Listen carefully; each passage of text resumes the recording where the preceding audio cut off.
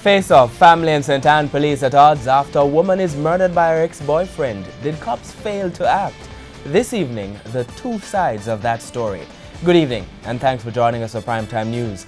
A special welcome to viewers on OneSpotMedia.com. I'm Archibald Gordon. And I'm Doreen Samuels. Also this evening, a marriage ends in murder. Why did a Hanover man slay his wife? Talk shop. Women's groups bemoan weak domestic violence policies. Dealing with death. The story of a boy whose stepdad killed his mom. Taking time bomb. Resource woes affect treatment of mentally ill.